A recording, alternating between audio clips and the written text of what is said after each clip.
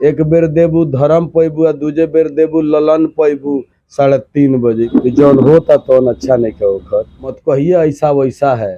दोनों के पास पैसा है, इल्जाम लगाना कैसा है जब एगो साढ़ है एगो भैंसा है। वाणी में मधुराई होनी चाहिए और जीवन जीना है तो दिमाग में चतुराई होनी चाहिए। जय हिंद, वंदे मातरम, भारत माता की जय। अभी हमारे साथ विनय बिहारी जी हैं जो कि किसी चेहरे का मोहताज नहीं है। ये पहले से ही जो भोजपुरी जगत में अपना अलग एक पहचान बना के रखे हैं। लेकिन जैसा कि अभी आप सभी देख रहे हैं कि भोजपुरी जगत में किस प्रकार का एक गृह युद्ध छिड़ा हुआ है। आप लोग देखते होंगे कि पवन सिंह का समर्थक जो है वो खेसारी लाल के समर्थक को लगातार गालियों पर गालियाँ दिया जा रहा है। कभी खेसारी लाल के जो समर्थक है वो जो है पवन सिंह को गाली दिए जा रहा है। तो अभी ये मिल गए हैं तो इनसे हम थोड़ा सा, क्योंकि ये उस जगत से जुड़े हुए हैं, तो इनसे हम कुछ सवाल पूछेंगे। तो विनय बिहारी जी, एक बात बताइए, जो आज मतलब भोजपुरी जगत में हो रहा है, अभी पहले भी ये समय आप भोजपुरी जगत में काफ़ी समय दिए हुए हैं, तो क्या लगता है कि अभी जो ये हो रहा है ये गलत हो रहा है या सही हो रहा है? देखिए, सबसे पहले तो रउआ माध्यम से जौन जनता, जौन दर्शक, जौन हमार भोजपुरी समाज हमरा के देख रहा बा, हम प्रणाम करतनी। और रउआ सवाल के पहला उत्तर बा कि जौन होता तो अच्छा नहीं कहो काहे कि ऐसा थोड़े बा जे पवन सिंह खेसारी लाल के पहले कलाकार केहू नहीं भइल। बहुत लोग कलाकार भइल बा, है ना। मनोज तिवारी जी भी गायक रहनी, गायक बानी, और गायक से वहाँ के फिल्म के हीरो भइनी, आजो फिल्म में काम करी ले। और 2 बार से लगातार वहाँ के दिल्ली में सांसद बनी, प्रदेश अध्यक्ष रहल बनी।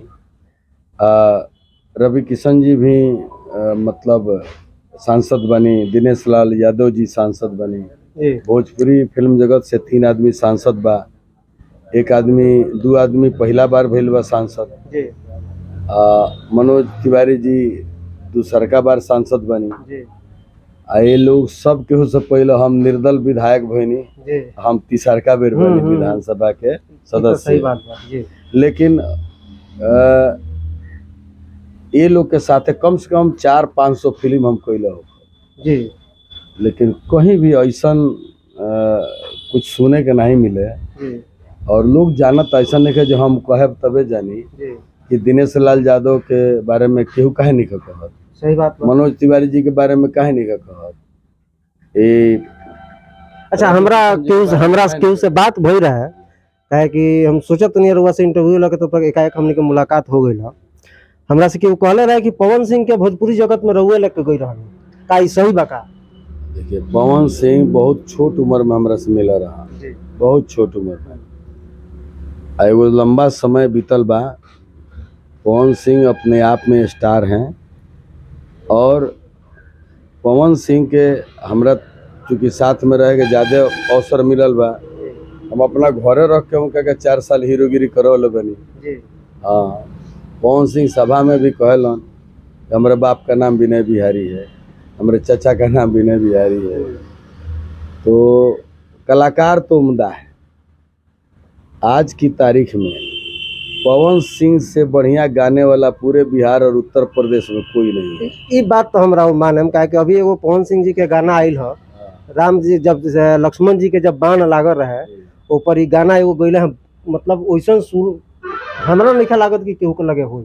तो रउआ का लागत अभी जब लोग लड़ाई, तो रउआ नजर में मैंने खेसारी लाल से बेहतर पवन सिंह बाने कि पवन सिंह से बेहतर खेसारी लाल? देखिए, एक बात बताते, खुदे खेसारी लाल कहलन कि हमरा से बढ़िया पवन सिंह गावलन, तो हमरा कहला का जरूरत बा। देखिए, बात वो नहीं है, गायक थोड़ा कमजोर चलेगा लेकिन आदमी थोड़ा कमजोर नहीं चलेगा। वाणी में मधुराई होनी चाहिए और जीवन जीना है तो दिमाग में चतुराई होनी चाहिए। चतुराई मतलब किसी को ठगने वाली नहीं, आपको कोई नहीं ठगे, इतनी चतुराई आपको चाहिए। ये दोनों आदमी के पढ़ाई लिखाई से बहुत वास्ता रहल है ना। हम बराबर कहिले, मत कहिए ऐसा वैसा है, दोनों के पास पैसा है, इल्जाम लगाना कैसा है जब एगो साढ़ है एगो भैंसा है। एक लाइन में, ये 4 लाइन में दोनों का जिंदगी हम बोल देते हैं। ये लोग जितना बढ़िया कलाकार है, अगर उतना ही बढ़िया ये लोग की सोच हो जाए तो मुझे लगता है कि भोजपुरी और प्रगति पे जाएगी। मने रउआ हिसाब से मानल जाओ तो भोजपुरी के मने एकदम जौन बाटे ये लोग गंदा को के रख देला बा। देखिए एगो बात बता, ये दूगो लोग खेलो, जी ये दोनों जाने के 4 ताड़ ऊपरो के कलाकार बड़ा सन, जखनी के मने कुछ समझे में नहीं खे। और तो रउआ मने का लागत है जी, जे 4 तार ऊपर बा ओकरा ई लोग के समझावे के ना चाहिए, ई लोग के मतलब कुछ बतावे के ना चाहिए जी सब का करता है। जना अगर नइखो लो मानत तो रउआ लोग जे पहले से बा एमे रहल बा उ लोग ई लोग के बहिष्कार करो, ताकि ए तरह के लोग फिर दोबारा पैदा ना होके। ऐसा हमनी के भोजपुरी जोन इंडस्ट्रीज बा ओकर नाम खराब होता। लोग अपना बाप के बात नहीं खे मानता, आपके बात मानी है। अपना बाप के तो मानते नहीं खे केहू, तब विनय बिहारी और रवि किशन मनोज तिवारी को दिया, दिनेश लाल यादव को दिया तो मान जाइए यो बात रहा है। और सबसे ज्यादा दोस्त तो श्रोता के बा, हमनी समाज में जो गनवा सुनता जी ओकर दोस्त बा। तनी तनी माई के लाल बालो तो तनी मैथिली भाषा में गाओ ना तनी गंदा गीत मार के मुआ दिया सा गायक केहू के, तो सीखे के चाहिए। ये बिहार के धरती पर मैथिलियो भाषा बा, हैं? तो मैथिली भाषा में काहे ना इतना गंदा गंदा छोड़ ना दीजिए, कहवा गंदा केहू गाओ तो मैथिली भाषा में।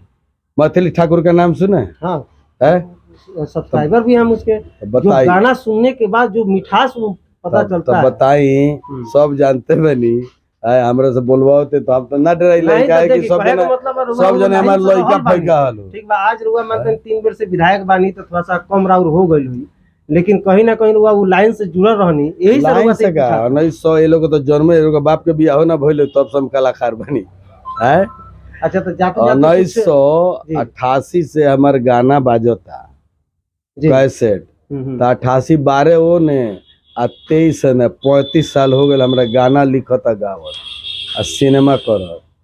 लेकिन हम एक लाइन में कहब कि भोजपुरी भाषा में जौन गंदगी आइल बा वो जे भी हमारे गायक कलाकार बा वो लोग को सुधारे के चाहिए। और निहुरा करत तनी हम अपना भोजपुरिया समाज से कि केहू के भी गंदा गीत आवे तो तनी मैथिली समाज के लोग जगह बहिष्कार करला तेंगे बहिष्कार होके। चटक मटक तनी मनी चली, चटनी कहियो रहल बा। जो अब केहू सोचे कि भोजपुरी से साफ गंदगी हट जाई तो धरतिया कहीं पलटी मारी आ नया युग पैदा हुई तबे हुई, ऐसा नहीं खे। हमरो के बता दे कि कौन गाना ऐसनो बा जौन गंदगी के पार पार बा ऊपर, आज के ना हो। 90 वर्ष पहले का गाना, 100 वर्ष पहले का गाना हो। एक बेर देबू धर्म पैबू, दूजे बेर देबू ललन पैबू 3:30 बजे, कब का गाना हो।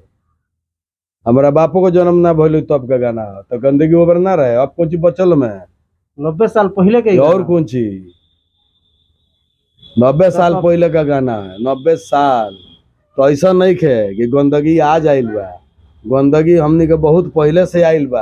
अब कहीं ना कहीं देखल जा कौनो सीमा होखे के चाहिए, ऐसा ना होखे कि रउआ सारा सीमा। आजादी के मतलब ही ना भइल कि रउआ भौजाई के मेहरारू को दी, चाची के भौजी को दी, ये सब आजादी के मतलब ना भइल।